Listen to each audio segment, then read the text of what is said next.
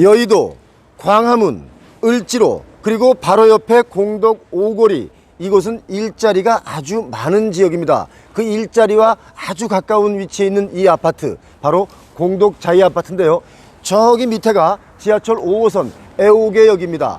초역세권에 위치한 이 아파트, 정말 위치가 좋은데 이 아파트 심각한 사연이 하나 있습니다.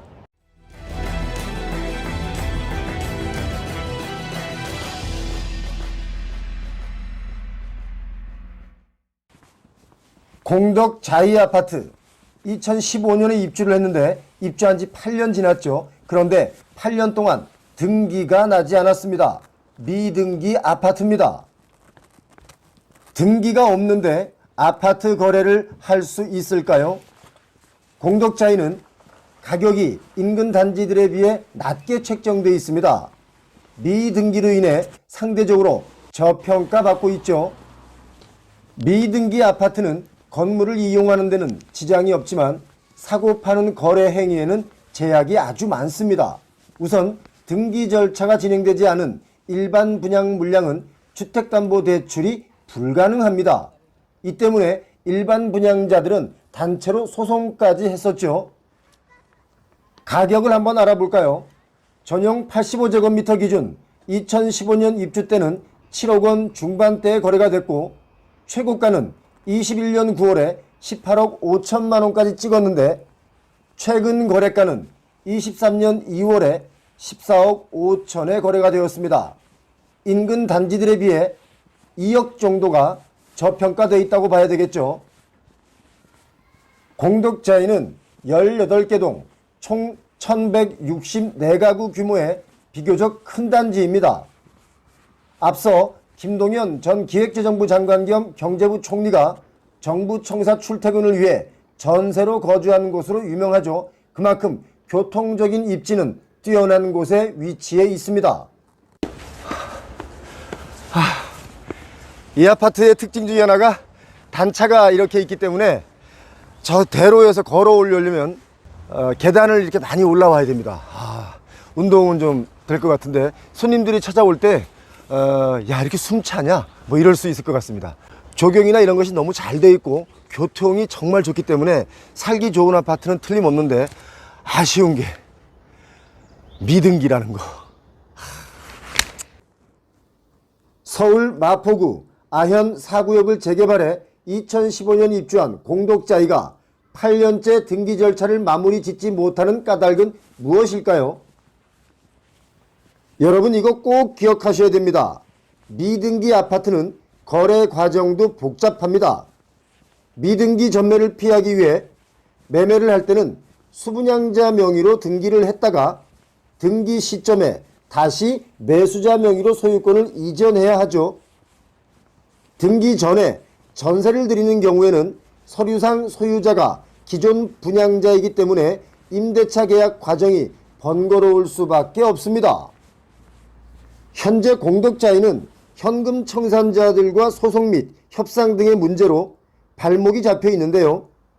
재개발 당시 강제로 현금 청산을 당한 이들이 토지 수용 문제가 있다면서 조합을 상대로 수용 재결 무효 소송을 진행했고 2017년 말 대법원 판결이 나왔는데요.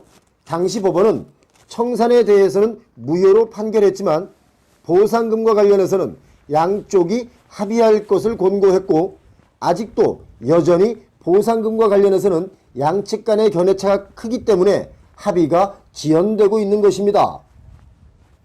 등기를 하려면 조합에서 부지를 모두 매입하고 조합이 해산되어야 하는데 현금 청산자들의 부지 매입이 되지 않았기 때문에 아직까지 미등기 상태인 것이죠. 이 지역에 뭔가 그 마트나 이런 것들이 없어서 결국 저기 보이는 저기 마레프가 보이죠. 저기가 그 유명한 마레프인데 저쪽 지역으로 가서 뭐 장도 보고 그래야 되는 불편함도 없지 않아 있습니다. 여러분께서 미등기 아파트를 거래할 때 반드시 알아둬야 할 내용을 아주 간단하게 몇 가지만 콕 짚어드리겠습니다. 첫 번째, 주택담보대출이 불가능합니다. 등기가 나지 않았으니까 주택담보대출이 불가능하겠죠. 그렇기 때문에 내 돈 전부로 매수를 하거나 또는 전세를 안고 사는 것만이 가능하다고 알고 계시면 되겠습니다.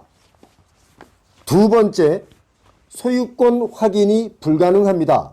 등기가 완료되어야 등기부 등본을 확인할 수 있는데 한마디로 아직 출생신고가 안 되어 있으니까 이게 집주인이 누군지 확인할 수가 없는 것이죠. 최악의 경우는 이런 경우도 있겠습니다. 집주인이 여러 명과 계약을 해도 이게 알 길이 없고 심지어는 집주인이 아닌 사람이 마치 내 집인 양 계약을 해도 알아낼 수 있는 방법이 없는 것이죠. 집주인이 체납을 해서 가압류가 걸려 있다고 해도 역시 알아낼 방법이 현재는 없습니다. 세 번째, 이건 좀 복잡한 문제인데요. 추가 분담금이 발생할 수 있다는 겁니다. 조합이 청산되어야 하는데 청산이 안 되고 있으니 추가 분담금도 남아 있다, 이렇게 봐야 됩니다. 그 이유는 조합이 청산되기 전까지의 모든 비용을 조합원들이 내야 되기 때문이죠.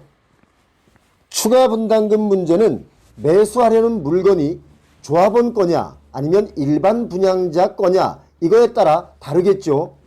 싸다고 해서 얼싸좋다 매수했다가 조합원 물건이면 분담금을 내야 됩니다. 등기가 없는 아파트, 과연 매매를 하려는 사람들이 있을까요? 당연히 있습니다. 그런데 조심해야 할 것이 한두 가지가 아니죠. 추가 분담금을 안 내도 되는 일반 분양물의 아파트를 매수하시는 분들이 있는데 절차가 좀 복잡합니다. 하지만 꼭 거쳐야 되죠. 일반 분양자의 물건의 경우는 분양계약서 원본 그리고 은행 관련 서류를 통해서 확인할 수 있겠죠. 또 조합원 물건의 경우는 조합원 권리 확인 그리고 종전 토지에 대한 등기권리증, 등기사항 여부 그리고 조합원 분양공급 계약서 원본 등을 통해서 권리 여부를 확인할 수 있습니다. 여기 이 아파트는 정말 좀 특이한 게 이렇게 지대가 높다 보니까 저쪽이 1층이에요. 1층에 조경수를 따로 저렇게 심어놨네요. 이야, 이 아파트가 벚꽃나무가 상당히 많이 있습니다. 아직 좀 덜 폈는데 피고 나면 너무너무 아름다울 것 같습니다. 마포대로에서 여기가 애호개역이라고 가정하면 이렇게 경사각도를 다 깎아서 지은 아파트입니다. 그렇기 때문에 그런 경사각도를 살려서 특징을 좀 더 부각시켰죠. 저기 죄송한데요, 여기서 혹시 저 엘리베이터를 타고 이렇게 내려가면 저 밑으로 도로로 이렇게 연결돼 있나요? 저쪽이랑 이쪽은 또 별개여가지고. 이 아파트랑 여기랑은 별개예요? 똑같은 아파트인데 단차가 있어서 여기로 가려면 여기로 오고 저기로 가려면 가운데 일로 내려가는 거고. 아파트 단지에 도로가 이렇게 중앙에 가로질러 있는데 여기하고 여기는 단차가 좀 다릅니다. 입주는 마쳤지만 등기가 안 된 아파트들이 여기저기 꽤 있습니다. 미등기 아파트를 매매할 수 있지만 꼼꼼하게 따져서 거래를 한다면 큰 문제는 없겠습니다만 미꾸라지 한 마리가 큰 우물을 흐리듯이 이런 것을 악용하는 사람들이 있을 수 있기 때문에 조심하라는 말씀을 드립니다. 맨날 사무실에 앉아가지고 제가 일만 하다가 이렇게 벚꽃을 보니까 왠지 기분이 좋아집니다. 여러분 벚꽃 많이 보시잖아요. 보면 기분 좋죠. 춤 한번 춰야지 뭐. 진짜 여기서 이러면 안 돼. 여기서 이러면 안 돼. 이거 신고당한다. 가자. 표영호TV 구독은 의리입니다. 좋아요 그리고 알림 설정 부탁드리겠습니다. 오늘도 좋은 하루 보내시기 바랍니다. 감사합니다.